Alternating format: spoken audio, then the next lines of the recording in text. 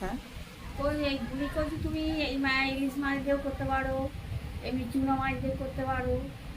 যার যেমন ধরো ওই ছোটো ছোটো যে পুঁটি মাছগুলো, হ্যাঁ, ওটা দিয়ে ঝাল চচ্চড়ি, পেঁয়াজ রসুন আদা দিয়ে আর হুম, সরু সরু করে আলু চিড়ে হ্যাঁ।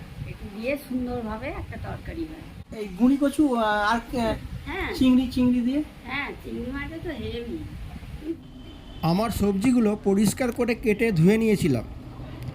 তো এই গুঁড়ি কচুর একটা পদ তৈরি করে দেখি, চলুন।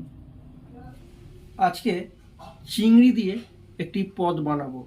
তার সঙ্গে থাকবে কচু, আলু আর কিছু মশলা নিয়েছি। আসুন দেখি। আদা, রসুন, পেঁয়াজ, কাঁচা লঙ্কা, টমেটো, এইগুলো ভালো করে মিক্সারে বেটে নেব।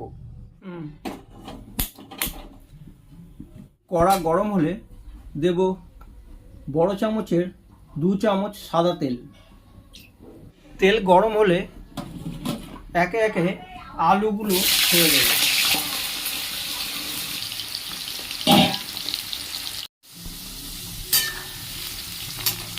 একে একে আলুগুলো ভেজে তুলে নেব।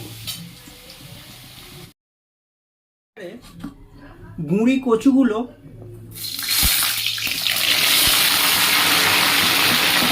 তেলে ছেড়ে দেবো। কচুগুলো ভালোভাবে ভাজা হয়ে গেছে, এবার আমি একে একে তুলে নেব।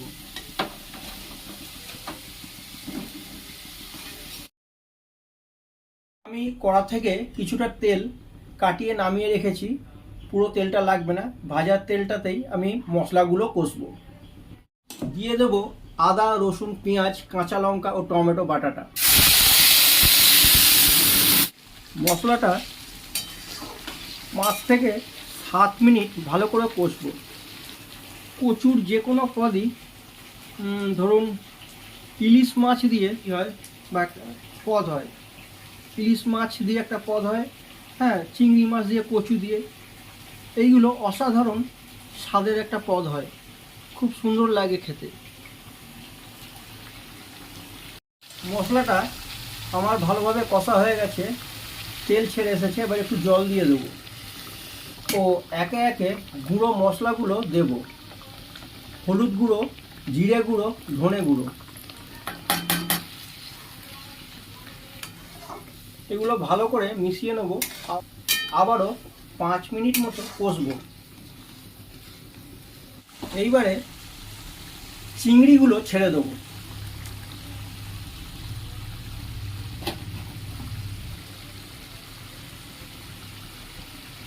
চিংড়ি ছাড়ার সাথে সাথে দেব হিং।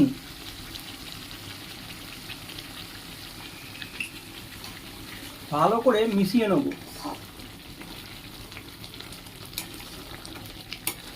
মশলাও কষা হয়ে গেছে, এইবারে কচু আর আলুটা দেবার সময় হয়ে গেছে। কচু ও আলুগুলো একে একে ছেড়ে দিলাম।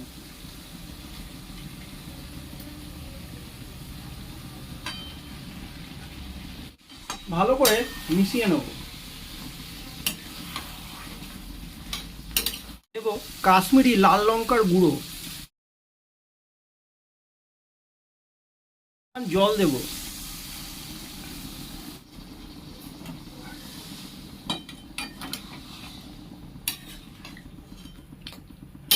ভালো করে পুরো পদটা মিশিয়ে নেব।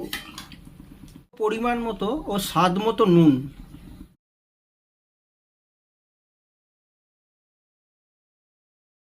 বড় কাপের 2 কাপের মতো আর একটু জল দেবো, দিয়ে ঢাকা দিয়ে দেবো। 8 মিনিটের জন্য ঢাকা দিয়ে দেবো। 5 মিনিট পর ঢাকাটা খুলবো। একটু ভালো করে মিশিয়ে নেব। দেব পরিমাণ মতো গরম মশলা।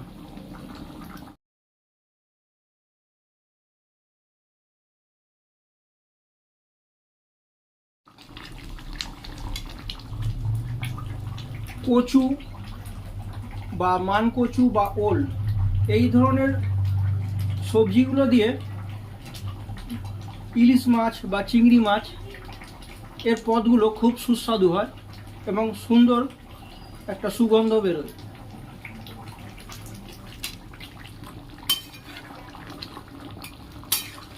8 থেকে 9 মিনিট হয়ে গেছে, দেখে নিই কচুটা সেদ্ধ হয়েছে কি। মোমের মতো গলে গেছে, তার মানে আলু সেদ্ধ হয়ে গেছে। আমার এই পদটি তৈরি হয়ে গেছে, এইবার আমি নামিয়ে নেব। খুবই সাধারণ একটা রেসিপি, বেশি সময়ও লাগে না।